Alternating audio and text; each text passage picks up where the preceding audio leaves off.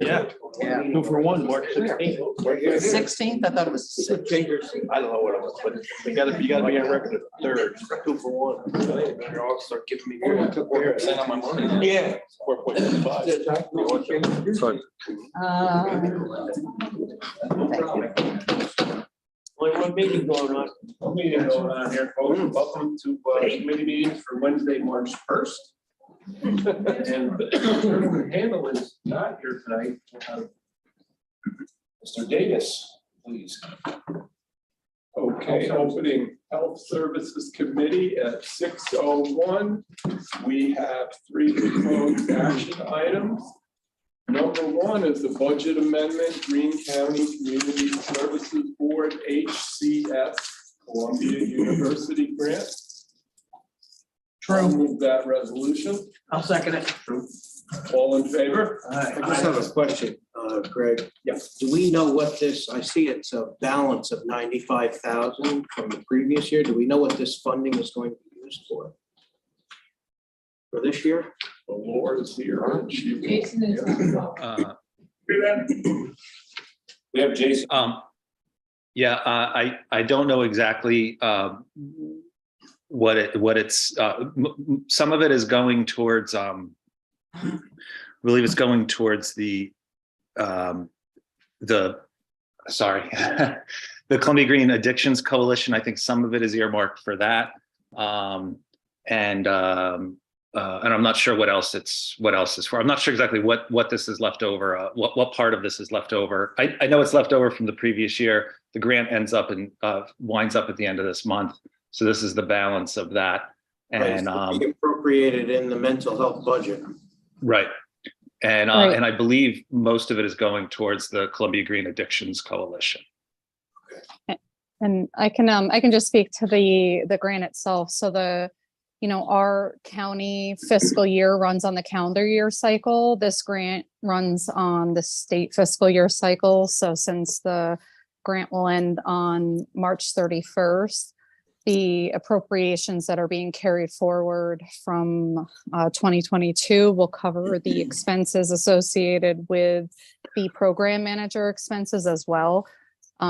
This grant, the majority of the expenses from year 1 to year 4 of the grant actually covered the salary cost and fringe rate and the cost of essentially doing business of this grant for our project manager and those costs associated with that.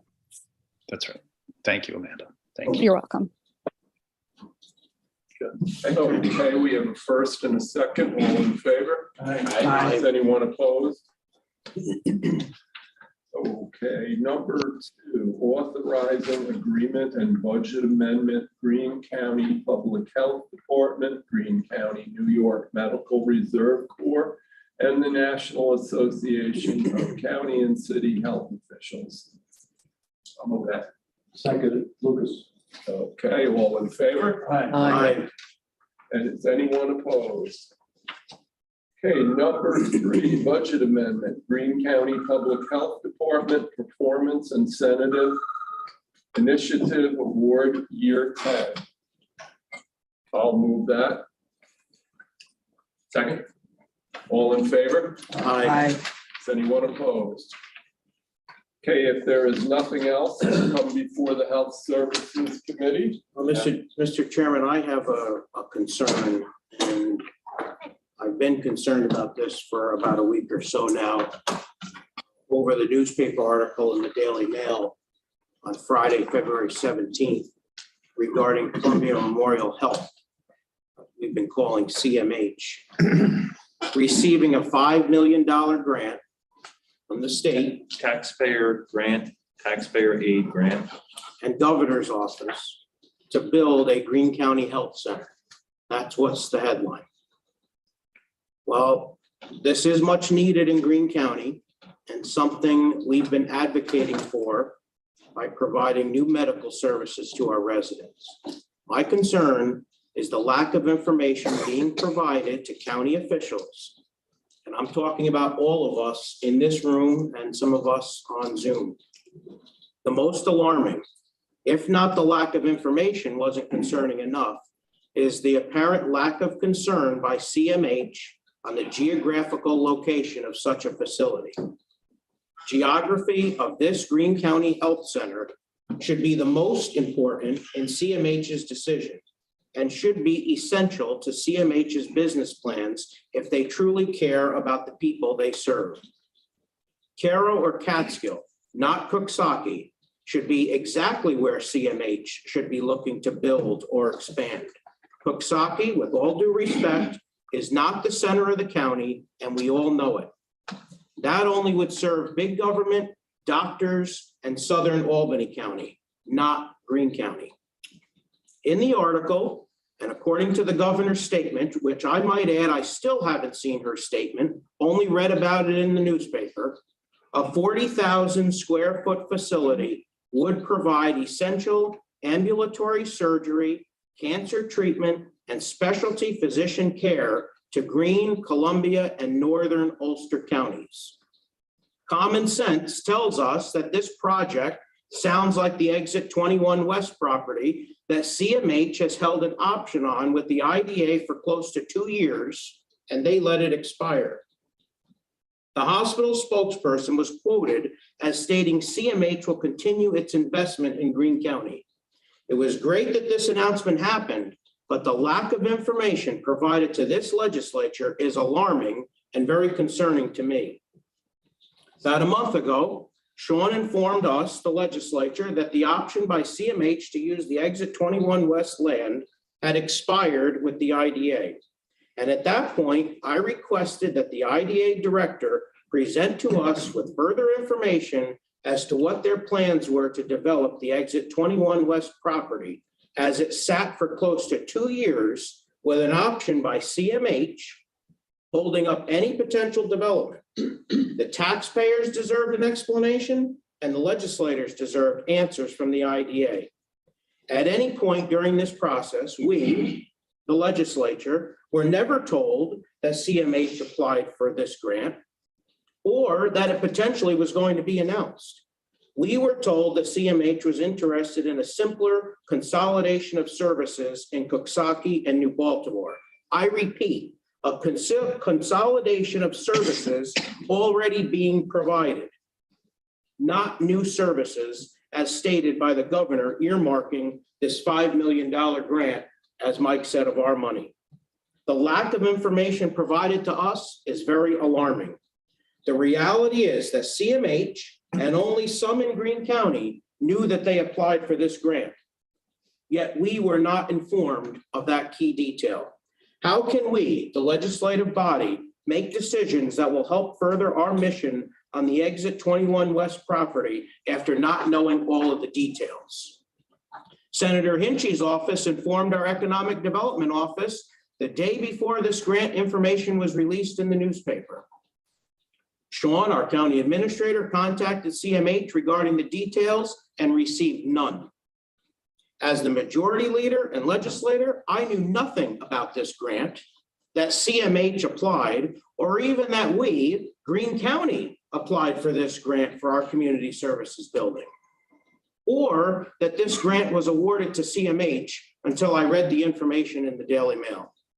The governor didn't inform the county, the legislators, or Assemblyman Chris Tague's office for that matter.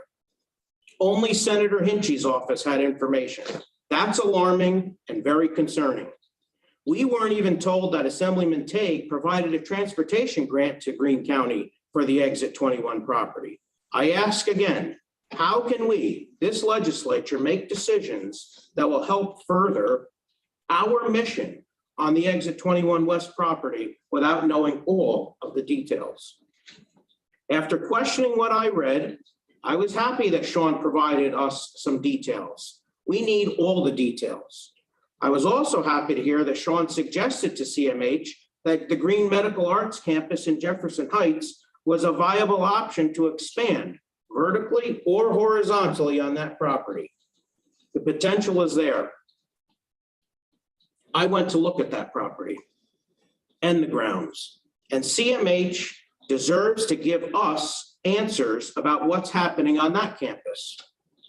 Any of these new services earmarked by this $5 million grant would not service the people of Greene, Columbia, or northern Ulster counties as stated by the governor's alleged statement by CMH's Coxsackie and New Baltimore consolidation efforts. I asked a few months ago for CMH to provide some explanation to our legislature regarding the diversion at their hospital of our ambulances or the excessive wait times taking our ambulances out of service for hours and received no reply and no answer from them. That's very alarming, considering a hospital should be concerned about the people they serve. I'm requesting information again. Now, there's this $5 million grant and the Exit 21 option, about 2 years held up for development by CMH. And I'm being told that geography isn't important to CMH's business plan, and they aren't planning to release any information on their decision to us. We would have never been told of a grant that was being awarded unless I spoke up after reading it in the Daily Mail. If CMH is truly concerned about the people they serve, then they will make their decision to expand Jefferson Heights Greene Medical Arts Campus and invest in Greene County by building their 40,000 square foot Greene County Health Center on Exit 21 West in Catskill and not consolidate their services in Coxsackie, as I call it, as an alternative smoke and mirrors for potential new services to serve Southern Albany County, not Greene County. The people deserve answers soon. And it's the legislature, all 14 of us, that's representing the people, not big government. We don't work for government. Us 14 legislators work for the people. We must be informed, and it's my hope that we get some answers soon from CMH and from Greene County. Thank you, Mr. Chairman. Okay, is there anything else to come before Health Services Committee? Warren, do you know, I mean, I know you got this, you applied for the same grant? This grant that they received? Correct. The county, and Same we program. were denied? Correct. Do they tell you why you get denied when the grant, when that whole thing takes place? You get denied, and we've contacted the Department of Health and the Chief's office and met with them to find out the exact reason. Some of the details are the submission of the grant. They did not accept material or recognize material that we sent in. So we're trying to find out all the details, all the criteria, all the rankings. Okay, but usually that's, you get an explanation if you get denied or something? No? You typically have to. You gotta dig You for gotta yourself. dig, you gotta find out who the program people are. Sometimes they provide it, sometimes they don't. But we've started to go down that path.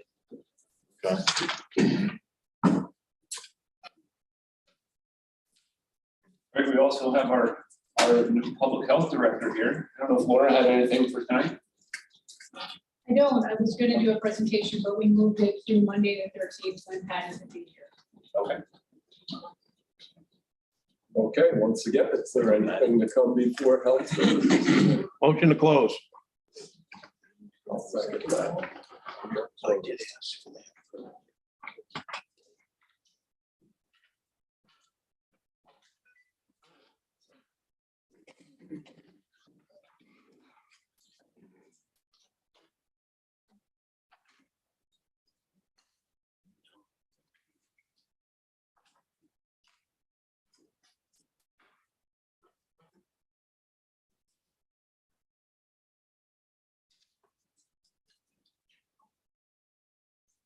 Thank you, Tammy. I'd like to call county resources to order at 6:15.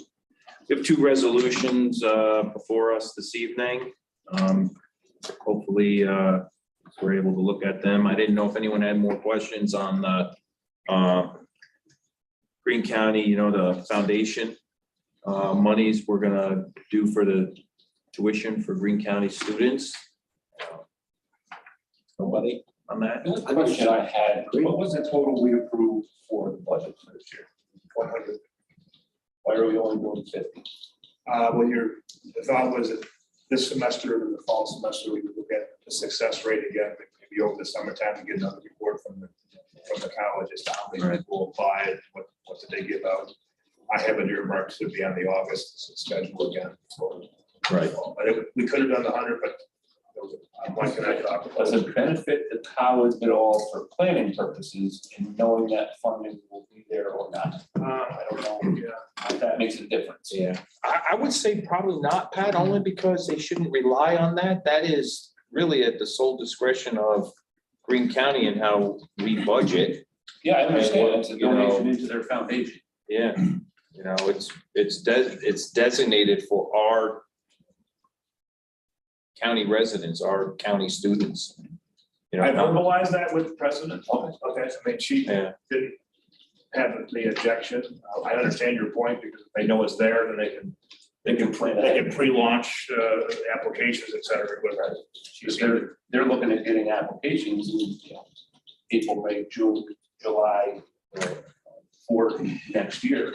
Right, But I wonder if it would benefit them all to know that that was there in advance, 6 to 8 months in advance, but.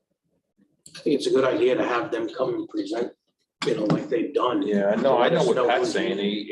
May have potential students that may be applying, Right. say Right, June, right. July. yeah, yes, but on that. the Program worked, obviously. the amount, I don't think it's depleted, if I could use that term that quickly in a Yeah. semester.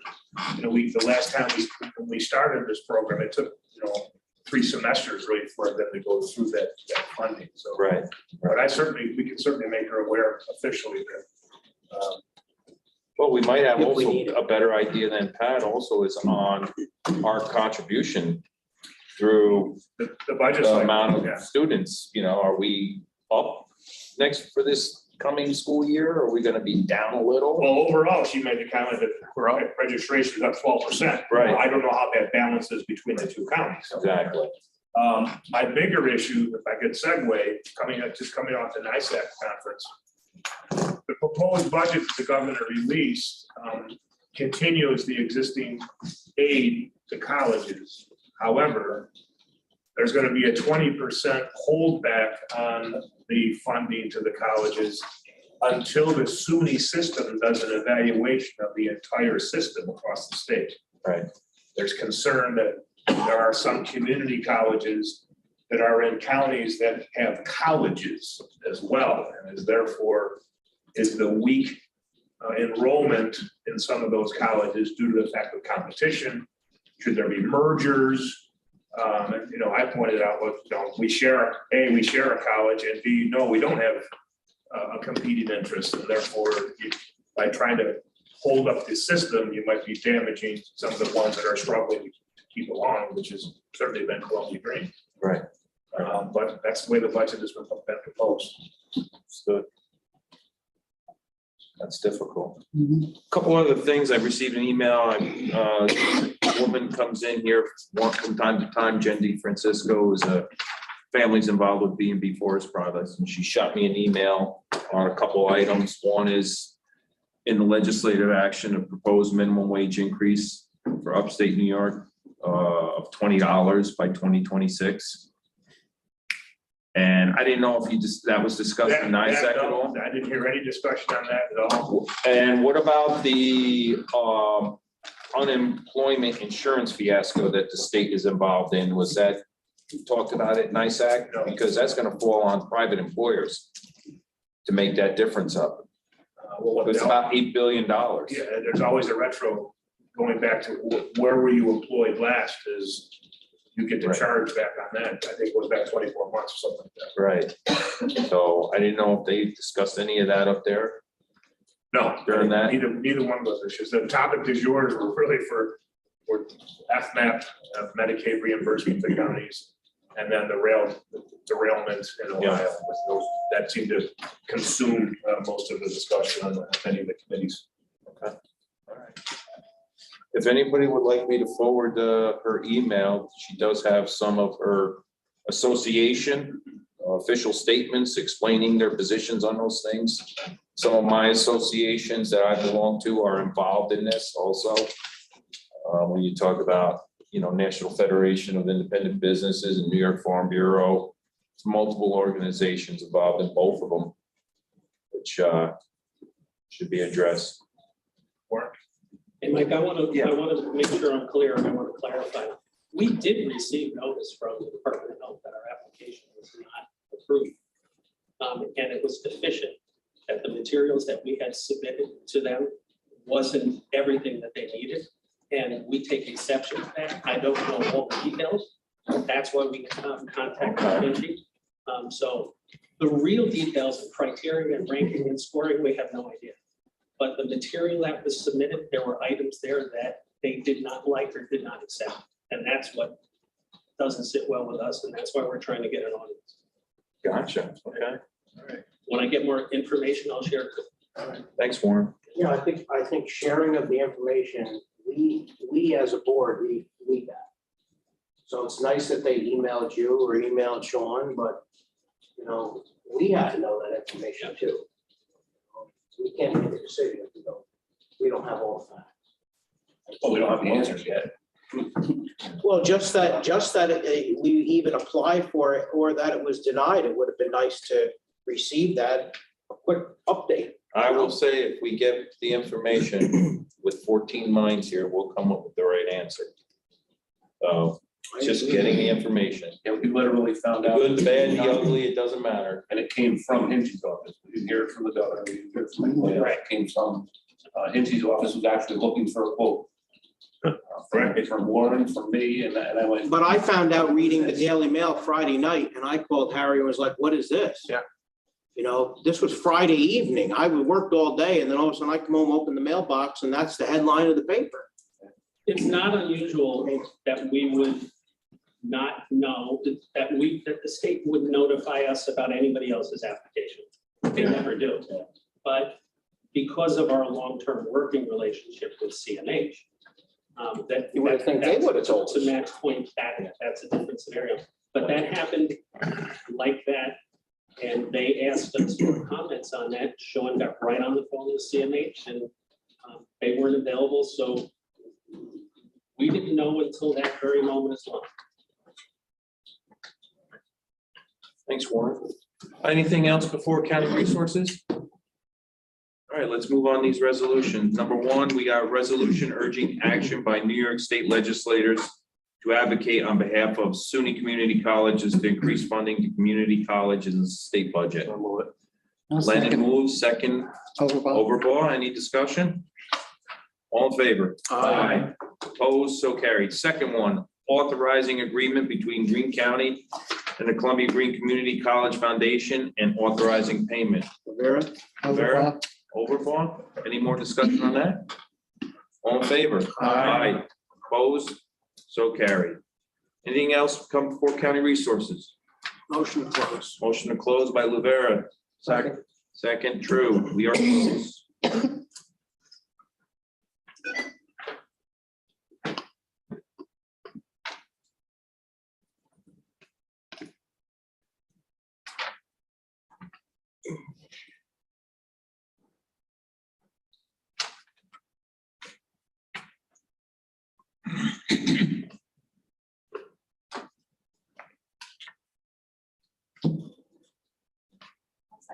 Thank you. In the absent legislator Hobart, I will attend this public safety committee meeting. We have several people here tonight. Sheriff 911, probation. That's what I'm all in. You told us. You're out. Maybe you want to put up there first. Yeah. It's Sharon. May never happen again. Good evening, everybody. Good evening. All right, so for this month, for the month of February, we had 135 civil attempts, 78 civil papers served, issued 182 traffic summonses, investigated 24 traffic accidents, made 18 arrests, no DWI arrests this month, so. Wow. That's good. We handled 378 calls for service, made 312 traffic stops, and issued 21 Narcan kits. On February 1st, The starting jail population was 40. As of February 28th, it was 39, the high for the month being 42. Corrections officers did 25 transports, traveling 2,288 miles, totaling 96 hours, moving 35 inmates. We have 2 state-ready inmates in our custody. Our jail accreditation process is ongoing. And, since last month, I've added a drug investigations to my public safety report, and I will share what I can with you. What I can say, last month, we participated in the execution of one search warrant where we recovered an amount of crack cocaine and a sum of cash from a residence in Catskill. We also participated in the arrest of another subject on a sealed indictment, charging him with 10 felony counts of criminal sale of controlled substance. In addition to that, we have several other ongoing investigations throughout the county, which include controlled purchases of cocaine and heroin. Hopefully within the next few months, those will be coming to a close as well. Sheriff, have you seen anything with fentanyl at all? All the heroin is, most of it, I shouldn't say all, but most of it is tainted with fentanyl. Gotcha. You should know that we're working in conjunction with the district attorney's office, the Village of Catskill Police, and the state police on all these. We all work together as a team for that. Lastly, we're also coordinating. My bad. Usually it's me. That's a night in the jail. No, that's CMH calling. Their ears were ringing. Wow. All right. Tough audience today. All right. Lastly, we are coordinating an investigation into numerous convenience stores in Greene County selling gummies containing Delta 8 to children under the age of 21. Delta 8 is a derivative of hemp, which has other added ingredients to it, making it potentially stronger than marijuana and causing overdoses and other medical events. It's an ongoing problem. You probably saw it on the news in Albany County last week. Now all our convenience stores appear to be doing something similar. So we will be doing something very shortly to combat that. But again, it's something that the DEA hasn't caught up with yet. They just changed one chemical compound and it becomes legal. So they try to do it, but they still can't sell it to anybody under 21. So that's where we will come in. That's all I have for the month, unless there's any questions. Pistols, are they slowing down yet? Or are they still going pretty strong? They've slowed down since the onset of the new course, but they're picking up again. Judge Wilhelm is just about caught up. I believe he is actually.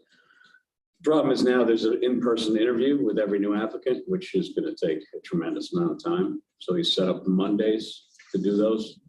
So as many people as he can get in on each Monday. Interview with the judge?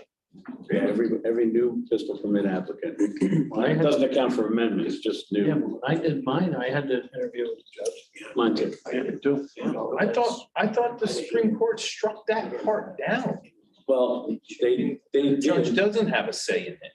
They did. However, the stay that was filed by the Attorney General basically is allowing the law to stand until it's reviewed back again. We anticipate that it will be struck down again, but Right. until then, we're stuck with. Gotcha. this. Yeah. Thank you. Thanks, Pete.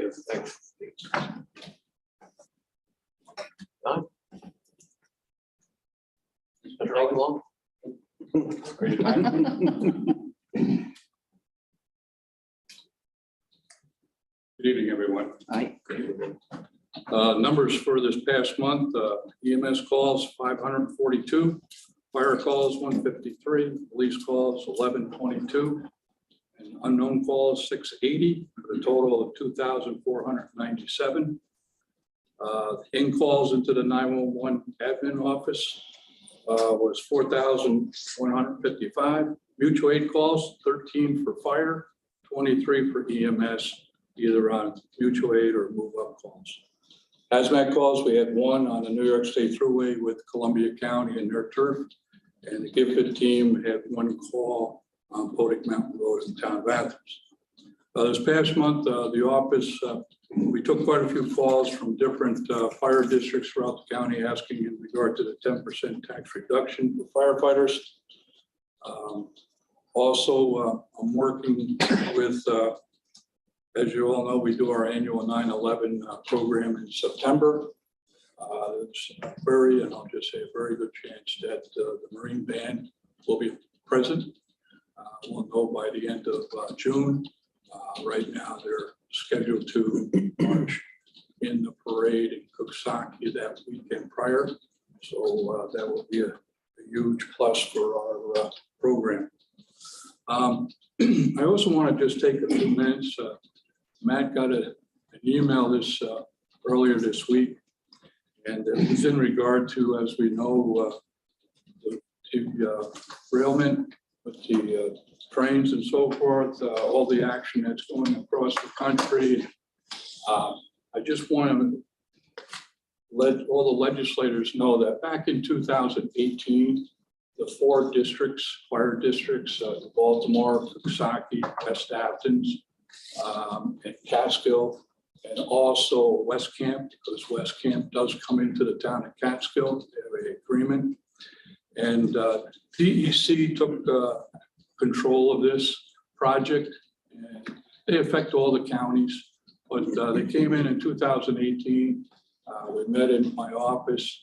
We took probably about a year and a half putting an emergency plan together with the leadership of each of those fire districts. And I just want to let you know that this is the current plan of all the 4 fire districts. It's very detailed. It has all the fire chiefs as they respond. They have, there's a section in here with all the necessary phone numbers, what the hazards are in their separate districts. And every September, October, it gets updated. And then there's also a drill. Matter of fact, last September, the last drill was in the town of Baltimore. But I certainly, as I responded to Matt's email, I just want to make sure that, you know, you folks, as you go out in the field, and people are very, very concerned about this, that you're aware that I feel very comfortable with the plan that we have. And also on top of that, luckily, Pete Alberti last October reached out to the International Fire Chiefs Association, and they're scheduled to come in on April 15th to do a 8-hour regional rail response to derailment. That's going to take place out in our office on Saturday the 15th. On top of that, in January, OFPC created another branch, which they call a hazardous material branch. They assigned Dan Keeler, who works for OFPC, to be our liaison for Columbia Greene Consortium Group. And Pete Alberti is currently working with him. Dan's the gentleman that will bring the necessary training in continuously throughout this year. And I know Pete's got at least 11 different courses asking to be put on in our county. So I feel very, very comfortable that the first responders will get the necessary training and continue to stay on top of that, especially with the rail. It's going to continue to be a hot topic for some time. So with that, I'd like to have Jim DePernick come up and just give an update on the 911 center. John, I'm sorry, the question. Sure. What's the first part of the Marine Corps band you were talking about for a program, the 9/11? They're going to play for us. For the band. Hopefully, For the, at the 9/11. oh, because they're going to be in the parade, Hopefully. and you're going to try to get them And to then they'll stay stay an extra day. on September 11th. We had them in New Baltimore, which was pretty exciting. And Nice. how they really enjoyed it. I tried to connect them last year, but everything has to be stamped. Yeah. Wherever they go and so forth. So I know there's 3 of us trying to work hard on it. I think by the end of June, we'll have that, because I think that'd be awesome. For that Oh, yeah. Morning on 9/11. Without a doubt. Absolutely. Yeah. And I'm currently working on a guest speaker as well to get that taken care of by the end of this month. So everything's pretty well organized. Nice. How's the tower in the town of Hunter going? Is it on schedule? What's the online date? Well, I believe in pushing some of the pressure off on my chest onto somebody else. Mr. King's in charge of towers. Mr. King, you want to give that answer, sir? It's still on schedule. Weather permitting, they're looking to actually stack the tower in the next couple of weeks. So everything is now in. Really just wet, the concrete's all poured. So by the end of April, everything will be operational. Thank you. John, I'm sorry, I have one more quick question. Do we know what on the rails, what's running through the towns? What we're carrying? Ethel, Beth. There is as I think I mentioned it to you, right? There's a gentleman up in Albany, who works for DEC. He's the fire coordinator. I could reach out to him. He could tell me what's coming through per day if I wanted to. I don't know, Dan, if you got anything else to add to that. I know you met with emergency management today. And we There's no discussed way for us to know but at any given time it exactly changes. what car has what in it. Right. If we have an incident, we can absolutely get that information rapid. Okay. But to know on a regular basis what's coming through any given day, that information would be changing hourly. Because I did have a question from somebody saying, all the, the rails that run through, Catskill and Hudson and, what are they carrying? And do we know as a county what's flowing through there? So. Luckily back in the 70s when they fell off the trestle there, it wasn't hazardous materials at that time, and down in cement, I think in the early 80s. Full of Cadillacs. Huh? One was full of Cadillacs. Devastating loss. But, and the other thing just to comfort too is we did have a serious situation. The Office of Fire Prevention, they're located with their hazmat team as well, right in Gilderland. So it wouldn't be too far to get down here. Systems. Thank you. It's interesting you mentioned the rail conversation and the emails just this week. Because I had a discussion, we had our emergency management training today for Dan's sister was there and another woman from SEMO and one from Homeland Security. And I kind of went up and I said, this rail incident that happened in Ohio, the governor had an announcement out there that, we're going to have to take a look and make sure we're doing what we need to do in New York State. Not once did she mention that we have plans in place. That we have regional supplies that are staged across the state. All the things that happened back in 2018 and before, they weren't mentioned at all. That we've planned this, that we have a plan. It could be that they don't even know. But I made the point of mentioning that, hey, these are positive things that we could have mentioned, that things have been done, and things. Yes, you have to evolve, you have to make sure everything's up to date all the time. But these plans do exist and they are operating right now today. So same conversations happening. Well, the main thing is that for us on the county level, very close with DEC. Bob, active members in DEC along the Hudson River down, Bob with that. But we DEC on the fire station, well, that's what's going to help us.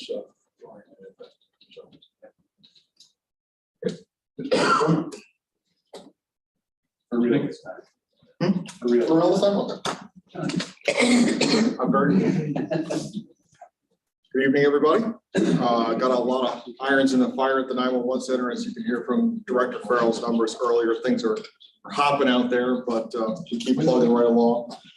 Dispatcher Chewins, our most recent part-time hire, has finally and successfully completed his communications training. He's the first one to pass our new accelerated program that we trimmed from 6 months down to 4.5, and he's passed it with flying colors. So we're very happy to have him aboard, and he's actually filling in on an overtime shift today. Dispatchers Bondrew, Pine, and Roush are all set to begin their communication training officer courses throughout the onset of this month, that's going to bring our total number of trainers up to 8. So virtually half the staff will be certified at a national level to teach our new hires. Quite convenient, as our civil service test was just held this past Saturday. We're currently in the process of interviewing for provisional full-timers, hoping to hire 2 of them and get them started so that they can make their way out to Montour Falls at the State Fire Academy. They're hosting their next public safety telecommunicator course the last weekend of April. As far as our emergency police dispatch and emergency fire dispatch protocols that came before you guys 2 months ago, we have completed our onboarding phases. We've gone through all the background information. We've started to begin the training overview process and a lot of the technical planning with ITS and 911 Systems Administrator Kelleher. That's all complete, thankfully, at this point. And we are fast and furiously moving on to the scheduling portions and the phase 1 handoff to the next set of staff from Priority Dispatch. That's real quick and dirty what we've got going on. There's a lot more going on behind the scenes that all support these projects. But if there's any questions I can answer for anybody, more than welcome. Are you short dispatchers now? Are you catching up? How's that? We're slowly gaining some headway. We have 11 full-time dispatchers and are allotted for 16. So hoping to close that gap throughout the course of this year. What else? All right, thank you very much. Very quickly, the resolution, annual resolution for the ATI fund for the state is coming up. That last month, so that's that. An application that's due at the end of the month. State. Great. Thank you. Move right along with resolutions. Still. All right, General. First resolution, authorize application to the New York State Division of Criminal Justice Service for alternatives to incarceration funding. Rivera. Davis. Davis seconded. All in favor? Aye. Oh, that's carried. 32, appointing members to the Greene County Fire Advisory Board. Leonard. Davis. Leonard, Mr. Davis, second. All in favor? Aye. Opposed, that's also carried. Number 3, appointing additional members to the Greene County Hazmat Team. Davis. Leonard. Leonard seconds it. All in favor? Aye. Opposed, that's also carried. Number 4, appointing member Greene County Traffic Safety Board. Rivera. There as well. Mr. Bloomer, second. All in favor of that? Aye. Opposed, that's also carried. That's it. Is there anything else come before public safety? I'd like to make a motion to go into executive session to discuss personnel. Second, I'll second it. Second session. Okay, we'll do executive session.